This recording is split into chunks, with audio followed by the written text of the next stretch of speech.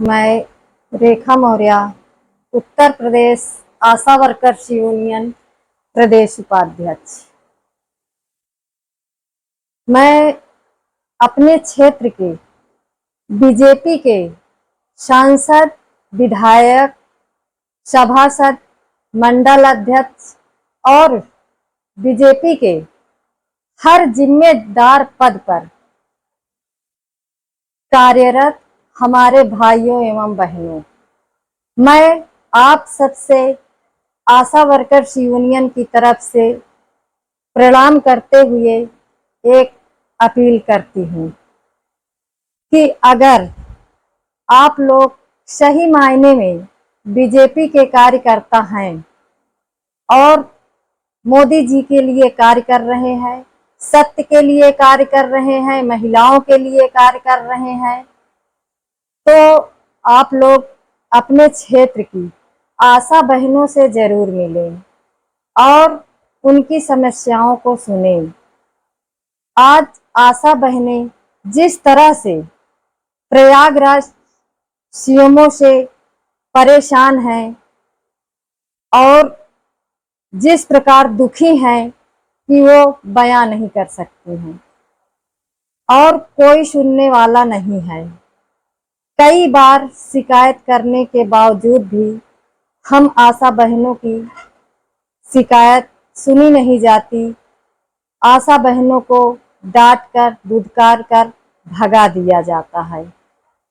आज भाइयों, मैं आपसे यही कहना चाहूंगी कि सरकार के द्वारा जितने भी प्रसव केंद्र प्रयागराज में खुले हैं, उसमें हमारे प्रयागराज सीएमओ के द्वारा 1 से 10,000 रुपए की वसूली की जाती है, करवाई जाती है और इसमें प्रयागराज का सारा स्वास्थ्य विभाग बुरी तरह से लिप्त है, जिससे हमारी आशा बहनें बहुत परेशान हो चुकी हैं। हमारी आशा बहनें प्रसूताओं को लेके जाती हैं प्रसव केंद्रों पर, वहां 1 से 10,000 रुपए तक की वसूली हो जाती है और प्रसव केंद्रों पर सुई, धागा, ब्लेड किसी भी प्रकार की कोई सुविधा नहीं मौजूद होती और पैसे के नाम पर आशाओं को दबाव दिया जाता है कि तुम इतना पैसा जमा कराओगी तभी तुम्हारे प्रसूता का प्रसव कराएंगे।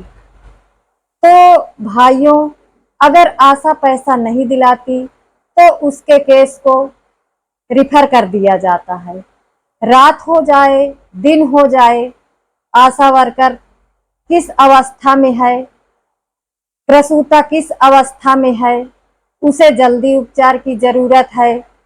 अगर जिला अस्पताल दूर पड़ रही है तो उसको ले जाने में प्रॉब्लम हो रही है और कभी कभी प्रसूता का घर वाला या उनके परिजन परेशान हो जाते हैं तो वो तत्काल आनन फानन में प्राइवेट का रुख करते हैं, क्योंकि जितने भी सरकारी प्रसव केंद्र प्रयागराज में चल रहे हैं वो सब दाई के भरोसे ही चल रहे हैं। कोई वहां पे स्टाफ नर्स डिलीवरी नहीं कराती है, एनएम डिलीवरी नहीं कराती है और आशाएं इसका विरोध करती हैं तो उनको बहुत प्रताड़ित किया जा रहा है।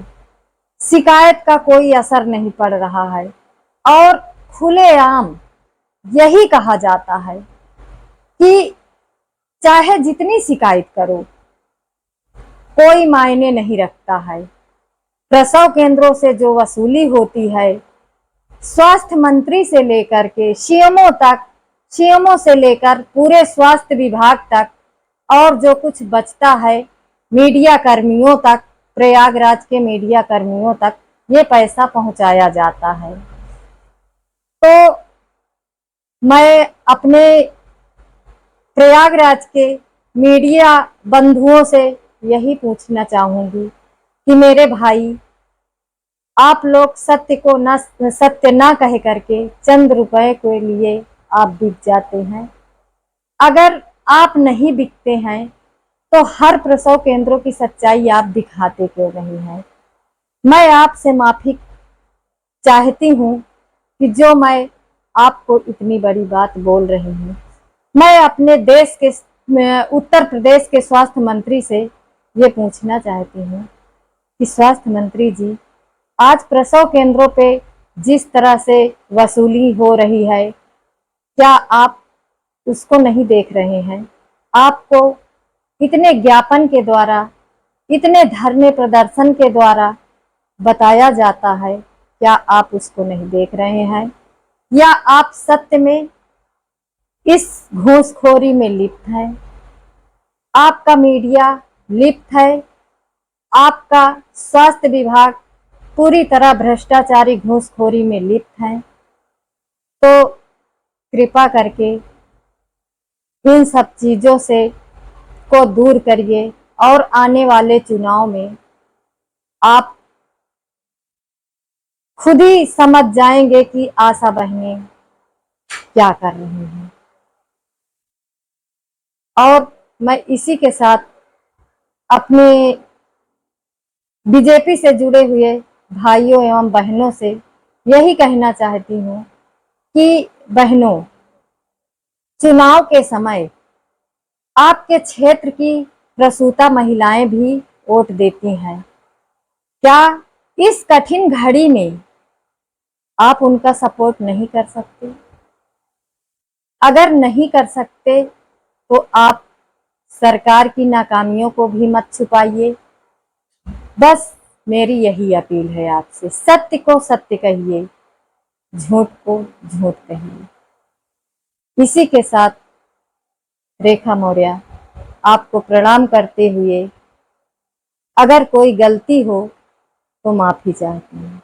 धन्यवाद।